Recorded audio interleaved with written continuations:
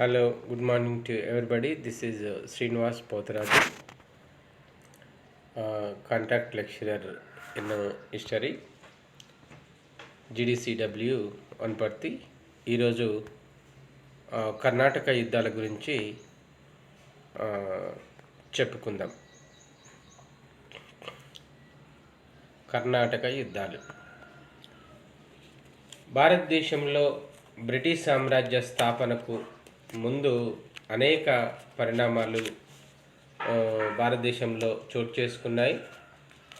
మెయిన్గా భారతదేశానికి బ్రిటిష్ వాళ్ళు యుద్ధాలు లేకుండా కేవలం వ్యాపార నిమిత్తం భారతదేశానికి వచ్చి భారతదేశంలో వివిధ రకాలైనటువంటి యుద్ధాలు, సందులు, తర్వాత సహాయాల వల్ల భారతదేశంలో వారి సామ్రాజ్య స్థాపనకు పునాదులు వేసినట్టు మనం చూస్తుంటాం. అయితే ముందు కర్ణాటక యుద్ధాలకు ముందు భారతదేశంలో ఉన్నటువంటి ఐరోపా వాసుల రాక, వాటి నేపథ్యం గురించి కొంత తెలుసుకున్న తర్వాత కర్ణాటక యుద్ధాలు తెలుసుకునే ప్రయత్నం చేద్దాం. భారతదేశానికి ప్రాచీన కాలం నుండి యూరప్తో వర్తక సంబంధాలు ఉండేవి. అయితే క్రీస్తు శకం 15వ శతాబ్దానికి పూర్వము ఈ వాణిజ్య వ్యాపారాలన్నీ ఎర్ర సముద్రము, మధ్యధరా సముద్రము, అరేబియా సముద్రం ద్వారా జరిగేవి. అయితే ఈ ప్రాంతాలన్నీ బైజాంటియన్ రాజ్యంలో ఉన్నాయని చెప్పుకోవచ్చు. అయితే భారతదేశంలో మెయిన్గా అంటే ఈ కర్ణాటక యుద్ధాల కంటే ముందు భారతదేశంలో లభించేటువంటి వస్త్రాలు అంటే సుగంధ ద్రవ్యాలు, తర్వాత సుగంధ ద్రవ్యాలపై ఐరోపా వాసులకు ఉన్న మక్కువతో భారతదేశానికి క్రొత్త మార్గాలను అన్వేషించడం అనేది వారు ప్రారంభించినట్టు చూస్తున్నాం. భారతదేశానికి సముద్ర మార్గమును కనిపెట్టుటకు అన్వేషణ ప్రారంభించిన వారిలో పోర్చుగీస్ వారు మొదటివారు.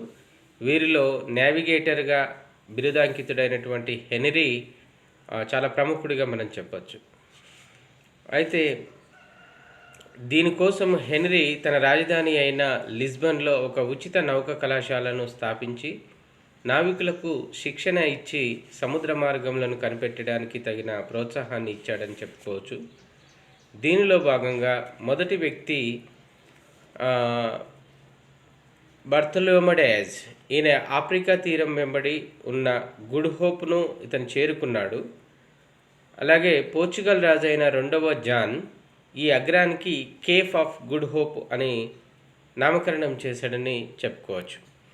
అయితే భారతదేశానికి పోర్చుగీస్ వారి రాక, ఆ బర్తలోమెడేజ్ ఈయన మార్గమధ్యంలోనే ప్రయాణించి వాస్కోడిగామా ప్రయాణించిన తర్వాత ఆయన ఎక్కడనే తుఫానుల దాకిడికి చిక్కుకొని అక్కడనే ఆఫ్రికాలోనే మరణించినట్టు మనం చూస్తున్నాం. తర్వాత వాస్కోడిగామా ఈయన 17th May 1498లో భారతదేశ పశ్చిమ తీరంలో ఉన్న కాలికట్ నగరానికి చేరుకున్నాడని చెప్పొచ్చు. ఈ కాలికట్ నగరాన్ని పాలిస్తున్న అప్పటి భారతీయ రాజు జామెరిన్ వాస్కోడిగామాకు ఆహ్వానం పలికాడు. ఈ విధంగా పోర్చుగీస్ వారు భారతదేశానికి సముద్ర మార్గం కనుగొని పశ్చిమ తీరానికి చేరుకున్నారని చెప్పచ్చు. అయితే క్రీస్తు శకం 1500లో కాబ్రాల్ కాలికట్ నందు ఒక వర్తక స్థావరాన్ని స్థాపించారు. 1502వ సంవత్సరంలో 2వ పర్యాయం భారతదేశానికి వచ్చిన వాస్కోడిగామా జామెరిన్ను బలప్రయోగంతో లొంగదీసుకొని ఒక దుర్గమును ఇతను నిర్మించినాడని చూస్తున్నాం. అంతేగాక కొచ్చిన్, కన్నన్నూరులో వర్తక స్థావరాన్ని ఏర్పాటు చేశాడు. అయితే 1503లో ఎక్కువ సంపదతో వాస్కోడిగామా పోర్చుగీస్ చేరుకున్న తర్వాత పోర్చుగీస్ ప్రభుత్వము ఫ్రాన్సిస్ డి ఆల్మీడాను తమ రాజప్రతినిధిగా భారతదేశానికి పంపడం అనేది జరిగింది. తర్వాత ఫ్రాన్సిస్ డి ఆల్మీడా భారతదేశంలో నౌకాదళాన్ని పటిష్టం చేసి ఆధిపత్యం వహించాడని చెప్పొచ్చు. తన విధానానికి బ్లూ వాటర్ పాలసీ, దీన్నే నీలి నీటి విధానం అని చెప్తాం. బ్లూ వాటర్ పాలసీ, దీనినే నీలి నీటి విధానం అని కూడా మనం చెప్తాం. అయితే ఫ్రాన్సిస్ డి ఆల్మీడా భారతదేశానికి ఆల్బుకర్క్ పోర్చుగీస్ వారి రెండవ రాజప్రతినిధిగా ఈయన వచ్చాడని చెప్పొచ్చు. తర్వాత పోర్చుగీస్ వారు మొదటి స్థావరమును మరియు మొదటి దుర్గమును కొచ్చిన్లో వీరు నిర్మించారు.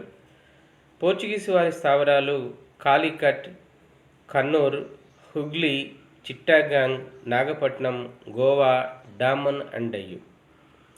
పోర్చుగీస్ వారి స్థావరాలన్నీ పరిపాలించడానికి ఇస్టాడా ఇండియా అను కంపెనీని వీరు స్థాపించారు. పోర్చుగీస్ గవర్నరు ఆల్బుకర్క్ బీజాపూర్ సుల్తాన్ను ఓడించి 1510లో గోవాను ఆక్రమించడం అనేది జరిగింది. ఆల్బుకర్క్ తర్వాత భారతదేశానికి వచ్చిన పోర్చుగీస్ గవర్నరు వినోడి కునుహా. ఈయన 1530లో పోర్చుగీస్ ప్రధాన స్థావరాన్ని కొచ్చి నుండి గోవాకు మార్చినట్టు మనం చూస్తుంటాం.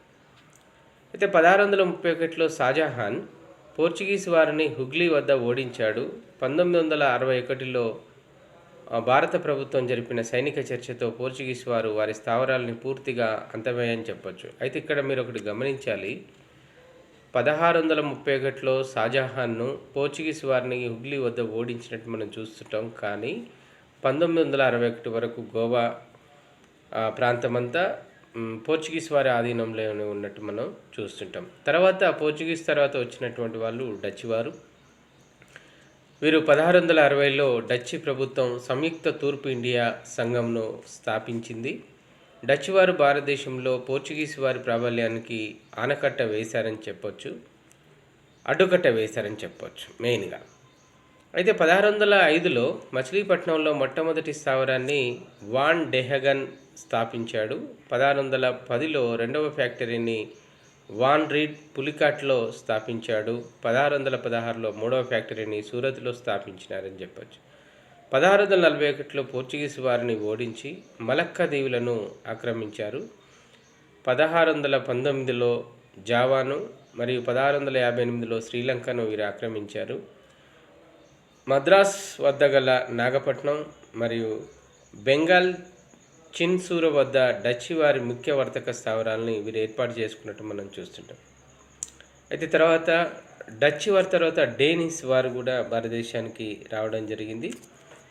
వీరు క్రీస్తు శకం 1616లో భారతదేశానికి వచ్చారు. వీరి భారతదేశంలో 2 స్థావరాలు ఉన్నాయి. అవి ఒకటి బెంగాల్లోని సేరంపూర్, తమిళనాడులోని ట్రంక్ బార్. తర్వాత బ్రిటిష్ వారితో స్నేహ సంబంధాలను వీరు కలిగి ఉన్నారని చెప్పొచ్చు. క్రీస్తు శకం 1848లో డేన్స్ వారు వారి యొక్క స్థావరాలను బ్రిటిష్ వారికి అమ్మివేశారు. తర్వాత బ్రిటిష్ వారు ఈ కొంతమంది లండన్ వర్తకులు బ్రిటిష్ రాణి ఎలిజబెత్ అనుమతి తీసుకొని డిసెంబర్ 31, 1600 సంవత్సరంలో బ్రిటిష్ ఇండియా కంపెనీని వీరు స్థాపించారు. ఈ అనుమతితో తూర్పు దేశాలతో 15 సంవత్సరాలు వ్యాపారం చేసుకోవడానికి అవకాశం లభించినట్టు చెప్పుకోవచ్చు. తర్వాత జేమ్స్ 1 1609లో లభించిన చార్టర్ ప్రకారం భారతదేశంతో వ్యాపారం చేసుకోవడానికి కాలపరిమితి లేని అనుమతి ఈస్ట్ ఇండియా కంపెనీకి లభించిందని చెప్పొచ్చు. తర్వాత 1611లో బ్రిటిష్ వారు నాటి గోల్కొండ సుల్తాన్ మహమ్మద్ కులీ కుతుబ్ షా అనుమతితో మచిలీపట్నంలో ఒక కర్మాగారాన్ని స్థాపించారు. అలాగే 1613లో బ్రిటిష్ వారు జహంగీర్ నుండి అనుమతి పొంది సూరత్లో ఒక శాశ్వత కర్మాగారాన్ని వీరు నిర్మించుకున్నారని చెప్పొచ్చు. బ్రిటిష్ వారు భారతదేశంలో ప్రధానంగా 3 స్థావరాల్ని ఏర్పాటు చేశారు. అవి బొంబాయి, మద్రాసు, కలకత్తా. ఈ బొంబాయి, మద్రాసు, కలకత్తా ఇవి ప్రధానమైన బ్రిటిష్ స్థావరాలుగా మనం చూసుకోవచ్చు. అయితే ఒకసారి మద్రాసులో గురించి తెలుసుకుందాం. క్రీస్తు శకం 1639లో ఫ్రాన్సిస్ డే అను ఆంగ్ల వ్యాపారి చంద్రగిరి పాలకుడైన శ్రీరంగస్వామి వద్ద మద్రాసును లీజుకు తీసుకున్నాడు. ఈ మద్రాసు నగరానికి దామర్ల వెంకటాద్రి నాయుడి తండ్రి అయిన చెన్నప్ప పేరు మీద చెన్నపట్నం అనేటువంటి పేరు పెట్టడం జరిగింది. క్రీస్తు శకం 1641లో బ్రిటిష్ వారు మద్రాసులో సెయింట్ జార్జ్ అను కోటను వీళ్ళు నిర్మించుకున్నారు. తర్వాత బొంబాయి క్రీస్తు శకం 1668లో ఇంగ్లాండ్ యువరాజు 2వ చార్లెస్ పోర్చుగీస్ యువరాణి కేథరీనా బ్రంగజాను వివాహం చేసుకోవడం జరిగింది. పోర్చుగీస్ వారు బాంబేని చార్లెస్కు కట్నంగా ఇచ్చాడు. రెండవ చార్లెస్ ఈస్ట్ ఇండియా కంపెనీకి బాంబేని సంవత్సరానికి 10 పౌండ్ల ధరకు లీజుకు ఇతను ఇచ్చాడని మనం చెప్పుకోవచ్చు. అయితే 1687లో సూరత్ నుంచి ప్రధాన స్థావరం బాంబేకు మార్చారు. 1720లో చార్లెస్ బూన్ బాంబేలో సెయింట్ డేవిడ్ కోటను నిర్మించినాడని చెప్పచ్చు. తర్వాత కలకత్తా 1690లో జాబ్ చర్నక్ 3 గ్రామాలను ఔరంగజేబ్ గవర్నర్ అయిన అజిమ్ షా దగ్గర నుండి కొన్నాడని మనం చెప్పుకోవచ్చు. తర్వాత ఆ గ్రామాలు కలికట, సత్నాటి, గోవిందపూర్, జాబ్ చార్నక్ ఈ 3 గ్రామాలను కలిపి కలకత్తాగా మార్చినాడని మనం చెప్పచ్చు. ఈ జాబ్ చార్నక్ విలియం II పేరు మీద సటనాటిలో విలియం పోర్టును నిర్మించాడు. 1690లో ఔరంగజేబు జాన్ చైల్డ్ని ఓడించి బొంబాయిని స్వాధీనం పరుచుకున్నాడని చెప్పచ్చు. తర్వాత ఫ్రెంచ్ వారు చివరగా ఇండియా వదిలి వెళ్ళిన వారు ఫ్రెంచ్ వారు. మొదటగా ఇండియా వదిలి వెళ్ళిన వారు ఫ్రెంచ్ వారు. 1664లో 14వ లూయి మంత్రి అయిన కొల్బర్ట్ ఫ్రెంచ్ ఈస్ట్ ఇండియా కంపెనీని స్థాపించారు. క్రీస్తుశకం 1668లో భారతదేశం వచ్చిన వీరు సూరత్లో మొట్టమొదటి ఫ్యాక్టరీని స్థాపించారు. 1669లో మచిలీపట్నంలో రెండవ ఫ్యాక్టరీని స్థాపించారు. క్రీస్తుశకం 1673లో ఫ్రాన్సిస్ మార్టిన్ పాండిచ్చేరి రాజ్యాన్ని స్థానిక వ్యాపారస్తుడైన షేర్ ఖాన్ లోతీకి బహుమతిగా ఇచ్చాడని చెప్పచ్చు. భారతదేశంలో పాండిచ్చేరి మరియు బెంగాల్ వద్ద గల చంద్రనాగూర్లు వీరి ముఖ్య వర్తక స్థావరాలుగా మనం చెప్పచ్చు. ఇవి కాక యానాం, మహి, కరైకాల్ ఫ్రెంచ్ వారి వర్తక స్థావరాలుగా మనం చెప్పుకోవచ్చు. ఈ విధంగా బ్రిటిష్ వారు భారతదేశంలో ఇటు ఫ్రెంచ్ వారు, పోర్చుగీస్ వారు, డచ్ వారు స్థావరాలను ఏర్పాటు చేసుకోవడం జరిగింది. అంటే వచ్చి మొదటగా భారతీయుల యొక్క అనుమతులు పొంది భారతీయులతో స్నేహ సంబంధాలు నెలకొల్పుకొని వారు సామ్రాజ్యాలను స్థాపించే ప్రయత్నం చేశారు. తర్వాత వీళ్ళు యుద్ధతంత్రాన్ని కూడా తీసుకొని భారతీయ పాలకులతో తిరుగుబాటు చేసి వారితో యుద్ధాలు చేసి భారతదేశంలో సంపూర్ణమైనటువంటి అధికారాన్ని చేపట్టడానికి వీరు ప్రయత్నించినట్టు మనం చూస్తున్నాం. దాంట్లోనే మనం ముఖ్యంగా చెప్పుకోవాల్సింది బ్రిటిష్ సామ్రాజ్య స్థాపనకు దారితీసిన ముఖ్య పరిస్థితులు కర్ణాటక యుద్ధాలు. ఈ కర్ణాటక యుద్ధాల్లో మనం మొదటి కర్ణాటక యుద్ధం 3 కర్ణాటక యుద్ధాలు జరిగాయి. దాంట్లో మనం మొదటి కర్ణాటక యుద్ధం గురించి తెలుసుకుందాం. ఈ మొదటి కర్ణాటక యుద్ధము క్రీస్తుశకం 1740లో ఆస్ట్రియా వారసత్వ యుద్ధం జరిగింది. ఈ యుద్ధంలో బ్రిటిష్ మరియు ఫ్రాన్స్ దేశాలు పాల్గొన్నాయి. క్రీస్తుశకం 1746లో భారతదేశంలో బ్రిటిష్ నౌకాదళం ఫ్రెంచ్ వారు పాండిచ్చేరిని ముట్టడించారు. తర్వాత అన్వరుద్దీన్ జోక్యంతో బ్రిటిష్ వారు ఈ ముట్టడిని నిలిపివేశారు. డూప్లే మద్రాసును జయించి అన్వరుద్దీన్కు బహుమతిగా ఇస్తానని ఒప్పించి మద్రాసును ఆక్రమించి అన్వరుద్దీన్ను ఇచ్చుటకు ఇతను నిరాకరించాడని చెప్పవచ్చు. అంటే మొదటగా అన్వరుద్దీన్కు బహుమతిగా ఇస్తానని ఒప్పించినటువంటి డూప్లే తిరిగి మద్రాసును ఆక్రమించిన తర్వాత అతనికి గిఫ్ట్గా ఇవ్వడానికి నిరాకరించినట్టు మనం చూస్తున్నాం. దీంతోనే క్రీస్తుశకం 1746లో సెయింట్ థామస్ లేదా మైలాపూర్ యుద్ధం ఒకటి జరిగింది. ఈ మైలాపూర్ యుద్ధము క్రీస్తుశకం 1746లో జరిగింది. అయితే ఈ యుద్ధంలో కర్ణాటక నవాబు అయిన అన్వరుద్దీన్ సైన్యాన్ని పరిమిత సంఖ్యలో గల ఫ్రెంచ్ సైన్యం డూప్లే నాయకత్వంలో ఓడించాయని చెప్పవచ్చు. భారతదేశ చరిత్రపై ఈ యుద్ధ ప్రభావం చాలా ఎక్కువగా కలదు. ఈ యుద్ధము భారతీయ సైన్యంలోని లోటుపాట్లను యూరప్ దేశాలకు ఎత్తి చూపిందని చెప్పవచ్చు.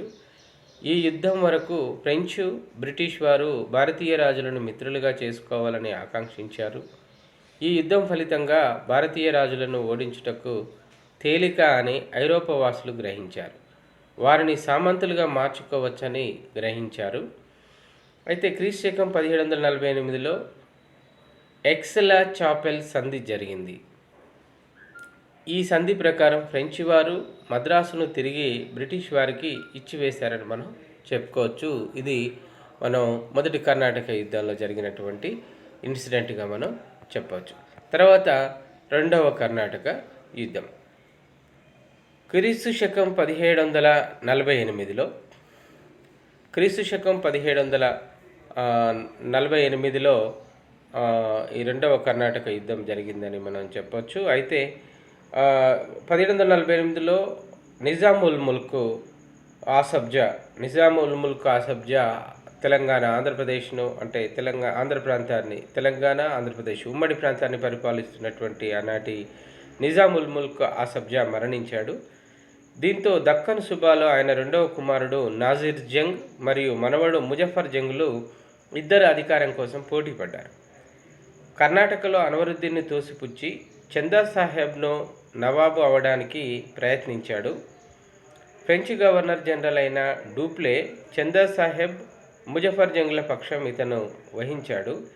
ఈ సైన్యాలు క్రీస్తు శకం 1748లో అన్వరుద్దీన్ను సంహరించి చందా సాహెబ్ను అరకట్ నవాబుగా చేయడానికి ప్రయత్నించారు. అయితే చేశారు కూడా. చందా సాహెబ్ ఫ్రెంచి వారికి పాండిచ్చేరి వద్ద గల 80 గ్రామాలను దత్తత చేశాడు. తదుపరి నాజర్ జంగును ఓడించి ముజఫర్ జంగును ఫ్రెంచి వారు దక్కన్ సుబేదార్గా చేశారు. జనరల్ బుస్సీ హైదరాబాదులో ఫ్రెంచ్ ప్రతినిధిగా వ్యవహరించాడు. ముజఫర్ జంగ్ చనిపోయిన తర్వాత బుస్సీ నిజాముల్ ముల్క్ ఆసబ్జా మూడవ కుమారుడైన సలాబత్ జంగ్ను సుబేదారును చేశాడు.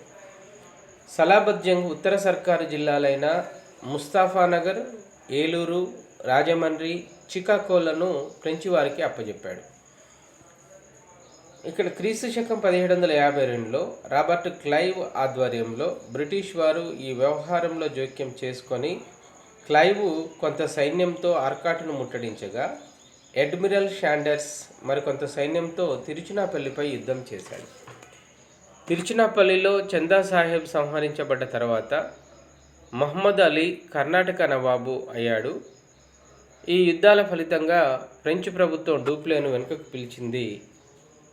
ఈ దశలో హైదరాబాద్ ఫ్రెంచి వారి చేతిలోనూ కర్ణాటక సర్కారు బ్రిటిష్ వారి చేతికి చిక్కిందని మనం చెప్పొచ్చు.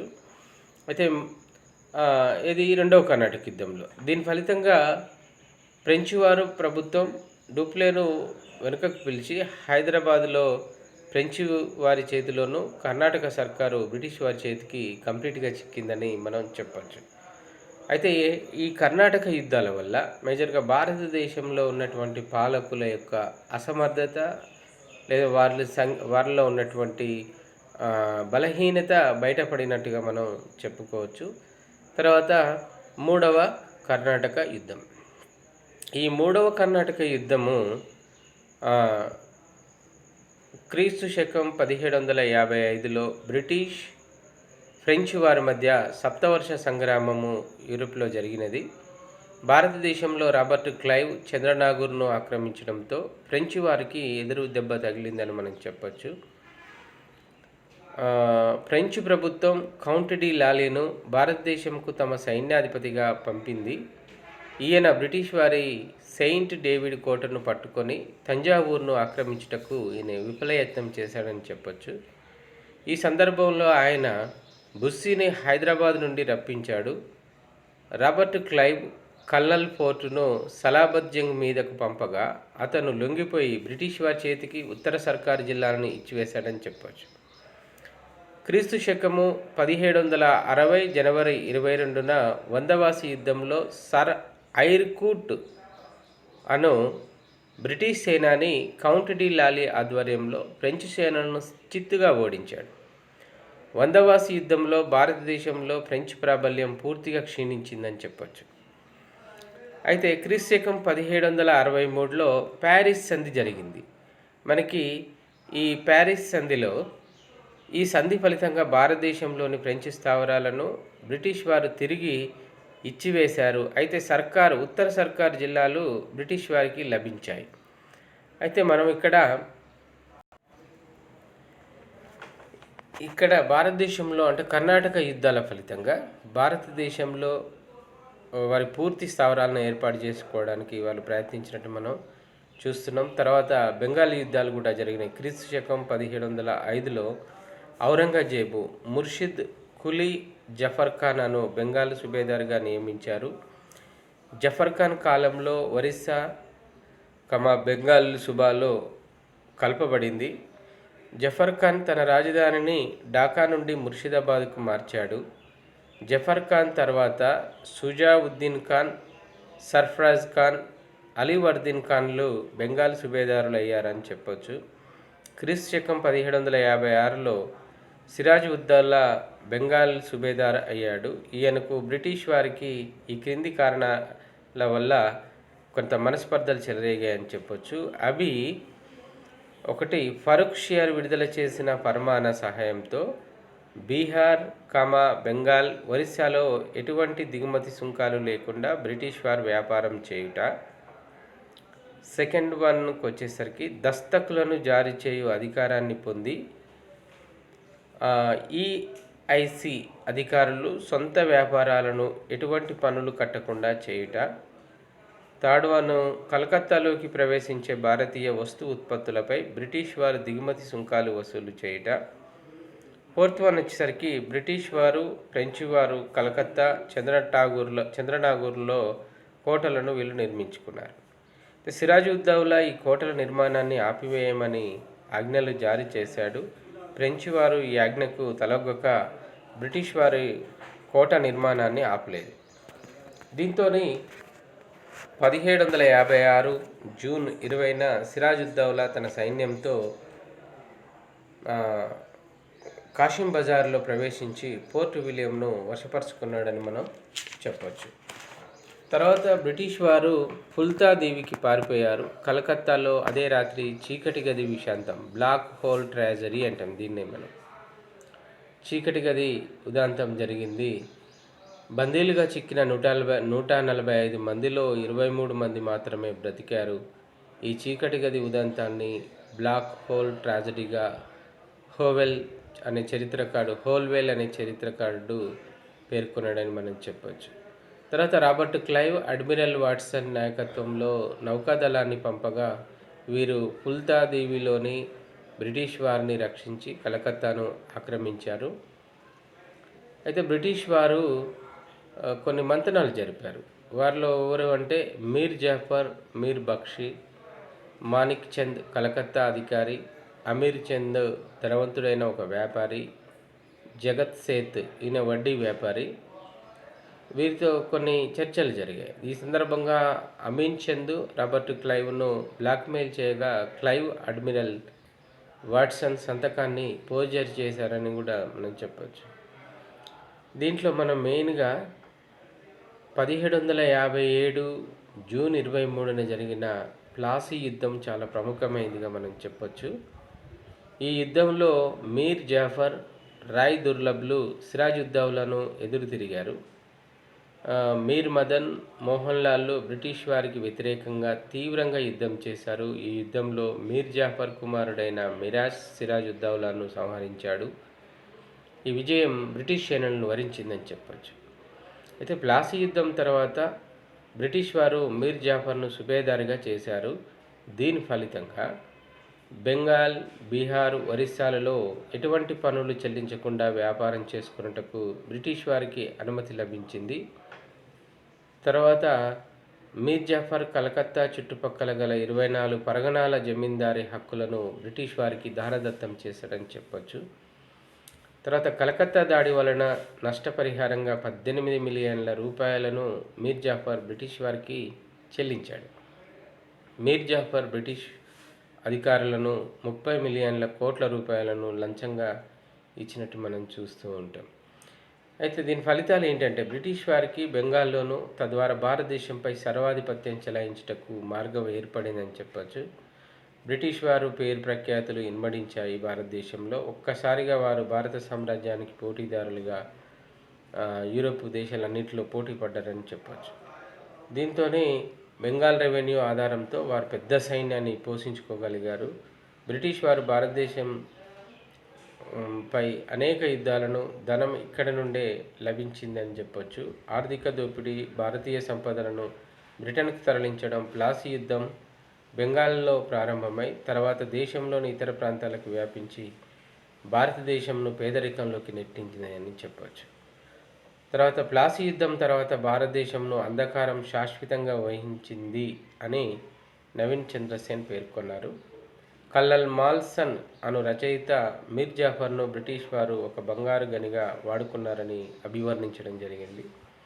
తర్వాత ఎడ్వర్డ్ థామ్సన్ మరియు జీటీ గార్నెట్లు బెంగాల్కు శాంతి పూర్తిగా దూరమైందని, రక్తం ఇంకిపోయే వరకు బెంగాల్ను బ్రిటిష్ వారు పీల్చుకున్నారని వర్ణించాడు. తర్వాత క్రీస్తు 1760లో బ్రిటిష్ వారు మీర్ జాఫర్ను తొలగించి మీర్ కాసింను నవాబ్ చేశారు. మీర్ కాసిం బురద్వాన్, మిడ్నాపూర్, చిట్టగాంగ్ జిల్లాల్లోని జమీందారీ హక్కులను బ్రిటిష్ వారికి పరం చేశారు. అయితే మీర్ కాసిం బ్రిటిష్ వారికి 20 లక్షల రూపాయలు బహుమతిగా అందజేశాడు. క్రీస్తు శకం 1760 నుండి 1763 వరకు గల కాలాన్ని బ్రిటిష్ వారు బహిరంగంగా నిస్సిగ్గుగా దోచుకున్న కాలమని పర్సివల్ స్పియర్ అనే రచయిత పేర్కొన్నాడు. మీర్ కాసిం బెంగాల్లోని అన్ని దిగుమతుల సుంకాలను రద్దు చేయడంతో బ్రిటిష్ వారు అతడిని తొలగించి తర్వాత బక్సార్ యుద్ధానికి అంటే ఈ విధంగా అంటే భారతదేశంలో ఉన్న కర్ణాటక యుద్ధాల ఫలితంగా అంటే యూరోపియన్ల మధ్యలో జరిగినటువంటి కర్ణాటక యుద్ధంలో ఫలితంగా భారతదేశ స్థానికంగా ఉన్నటువంటి సంస్థాన పాలకులను, భారతదేశంలో ఉన్నటువంటి పాలకుల యొక్క అసమర్థత, సైనిక లోటుపాట్లను గ్రహించినటువంటి బ్రిటిష్ వారు యూరోపియన్లు ఈజీగా భారతదేశంలో తమ సామ్రాజ్యాన్ని నెలకొల్పుకోవచ్చు అనేటువంటి ఉద్దేశంతో భారతదేశంలో ఉన్నటువంటి సైనిక సంపత్తి కానీ, సైనిక అసమర్థత వాళ్ళకి బట్టబయలే అయిపోవడం వల్ల భారతదేశంలో వాళ్ళు ఈజీగా అంటే వారి బ్రిటిష్ సామ్రాజ్య స్థాపనకు బాటలు వేసుకున్నారని చెప్పుకోవచ్చు.